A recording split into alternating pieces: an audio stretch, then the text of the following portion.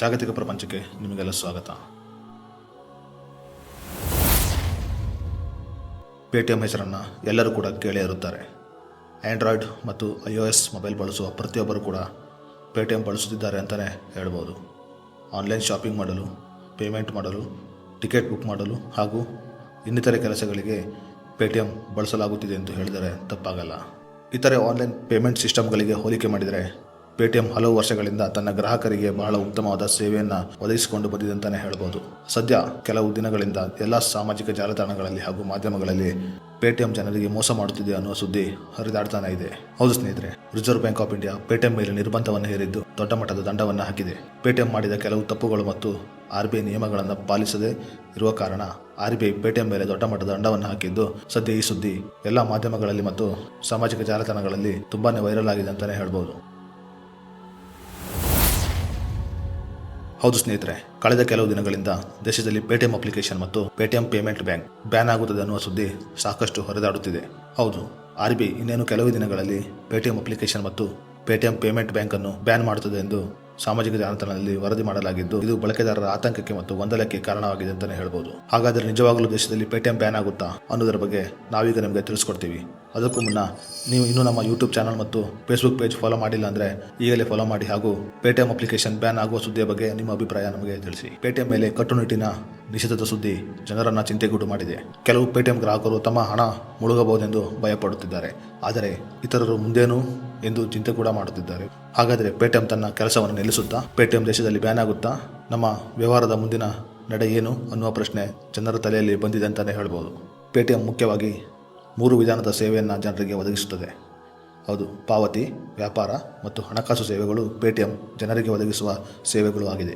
ಪೇಟಿಎಂನ ಮೂಲ ಕಂಪನಿ ಹೆಸರು 197 ಕಮ್ಯುನಿಕೇಷನ್ ಲಿಮಿಟೆಡ್. ಈ company Paytm payment bank limited ಹೆಸರಿನ ಸಹವರ್ತಿ ಬ್ಯಾಂಕ್ ಅನ್ನು ಹೊಂದಿದೆ. 197 ಕಮ್ಯುನಿಕೇಷನ್ PPBL ನಲ್ಲಿ 49% ಪಾಲನ್ನು ಹೊಂದಿದ್ದರೆ ವಿಜಯ್ ಶರ್ಮಾ 51% ಪಾಲನ್ನು ಹೊಂದಿದ್ದಾರೆ. ಕೆಲವು ಅನುಮಾನಾಸ್ಪದ ವಹಿವಾಟುಗಳ ಕಾರಣದಿಂದ ಭಾರತೀಯ reserve bank Paytm payment bank limited ಮೇಲೆ ಕಟ್ಟುನಿಟ್ಟಿನ ನಿರ್ಬಂಧವನ್ನು ವಿಧಿಸಿದೆ. ಜನವರಿ 31ರಂದು RBI ತನ್ನ ಆದೇಶದಲ್ಲಿ ಹೇಳಿದೆ. ಮಾರ್ಚ್ 11, 2022ರಂದು ಬ್ಯಾಂಕಿಂಗ್ ನಿಯಂತ್ರಣ ಕಾಯ್ದೆಯ ನಿಯಮ 35A ಅಡಿಯಲ್ಲಿ ಹೊಸ ಗ್ರಾಹಕರನ್ನ ಸೇರಿಸಿದಂತೆ ಪೇಟಿಎಂ ಪೇಮೆಂಟ್ ಬ್ಯಾಂಕ್ಗೆ RBI ಸೂಚನೆಯನ್ನ ನೀಡಿದೆ. RBI ನಿರ್ಬಂಧದ ಕಾರಣ ಪೇಟಿಎಂ ಪೇಮೆಂಟ್ ಬ್ಯಾಂಕಿನ ಗ್ರಾಹಕರು ಫೆಬ್ರವರಿ 29ರವರೆಗೆ ತಮ್ಮ ಉಳಿತಾಯ ಖಾತೆ, ಕರೆಂಟ್ ಖಾತೆ, ವಾಲೆಟ್ ಮತ್ತು ಫಾಸ್ಟ್ಯಾಗ್ ನಲ್ಲಿ ಬ್ಯಾಲೆನ್ಸ್ ಅನ್ನು ಠೇವಣಿ ಮಾಡಲು ಸಾಧ್ಯವಾಗುವುದಿಲ್ಲ. ಪೇಟಿಎಂ ವಾಲೆಟ್ ಮತ್ತು ಬ್ಯಾಂಕ್ ನಡುವೆ ₹1,800 ಮೌಲ್ಯದ ಸಂಶಯಾಸ್ಪದ ವಹಿವಾಟಿನ ಕಾರಣ RBI ನಿರ್ಬಂಧವನ್ನು ವಿಧಿಸಿದೆ. KYC ನಿಯಮಗಳನ್ನು ಪಾಲಿಸದೆ ಪೇಟಿಎಂ ಪೇಮೆಂಟ್ ಬ್ಯಾಂಕ್ ಲಿಮಿಟೆಡ್ ನಲ್ಲಿ ಲಕ್ಷಗಟ್ಟಲೆ ಖಾತೆಗಳನ್ನು ತೆರೆಯಲಾಗಿದೆ. ಈ ಖಾತೆಗಳ ಮೂಲಕ ₹1,000 ವಹಿವಾಟು ನಡೆದಿದ್ದು, ಇದು KYC ನಿಯಮಗಳನ್ನು ಉಲ್ಲಂಘನೆ ಮಾಡಿದ ಕಾರಣ RBI ನಿಷೇಧವನ್ನು ಹೇರಿದೆ. ಪೇಟಿಎಂ ಪೇಮೆಂಟ್ ಬ್ಯಾಂಕಿನಲ್ಲಿ ಮಾತ್ರ ಹಣವನ್ನು ಠೇವಣಿ ಮಾಡಬಹುದು, ಆದರೆ ಸಾಲ ನೀಡುವ ಹಕ್ಕಿಲ್ಲ. ಇದು ಬ್ಯಾಂಕ್ ಖಾತೆಯಾಗಿದ್ದು ಇದರಲ್ಲಿ ಹಣವನ್ನು ಇರಿಸಬಹುದು, ಆದರೆ ATMನಿಂದ ಹಣವನ್ನು ಹಿಂಪಡೆಯಲು ಸಾಧ್ಯವಿಲ್ಲ. ಇದು RBI ನಿಯಮವಾಗಿದ್ದು, ಇದನ್ನು ಪಾಲಿಸಿದ ಕಾರಣ ಪೇಟಿಎಂ ಮೇಲೆ RBI ನಿಷೇಧವನ್ನು ಹೇರಿದೆ. ವಿಜಯ್ ಶೇಖರ್ ಶರ್ಮಾ ಉತ್ತರ ಪ್ರದೇಶದ ಅಲಿಗಢ ಜಿಲ್ಲೆಯ ಶಾಲಾ ಶಿಕ್ಷಕನ ಮಗ. ಅವರು ಪೇಟಿಎಂನ ಅಡಿಪಾಯವನ್ನು ಹಾಕಿದರು. 1997ರಲ್ಲಿ ಇಂಜಿನಿಯರಿಂಗ್ ಓದುತ್ತಿರುವಾಗಲೇ IndiaSite.net ಎಂಬ ವೆಬ್ಸೈಟ್ ಅನ್ನು ರಚಿಸಿದರು. ನಂತರ ಅದನ್ನು ಲಕ್ಷಗಟ್ಟಲೆ ರೂಪಾಯಿಗೆ ಮಾರಾಟ ಕೂಡ ಮಾಡಿದರು. ಚೀನಾದ ಅಲಿಬಾಬಾ ಕಂಪನಿಯ ಸಂಸ್ಥಾಪಕರಾದ ಜಾಕ್ ಮಾ ಅವರ ಯಶಸ್ಸಿನ ಕಥೆಯನ್ನ ಓದಿದ ನಂತರ ವಿಜಯ್ ಶರ್ಮಾ ತುಂಬಾ ಪ್ರಭಾವಿತರಾದರು. ಕಂಪ್ಯೂಟರ್ ಡೆಸ್ಕ್ಟಾಪ್ಗಳ ಬದಲಿಗೆ ಅಲಿಬಾಬಾ ಗ್ರೂಪ್ ಸ್ಮಾರ್ಟ್ಫೋನ್ಗಳ ಮೇಲೆ ಹೇಗೆ ಹೆಚ್ಚು ಗಮನ ಹರಿಸುತ್ತದೆ ಎನ್ನುವುದನ್ನು ಅವರು ನೋಡಿದರು.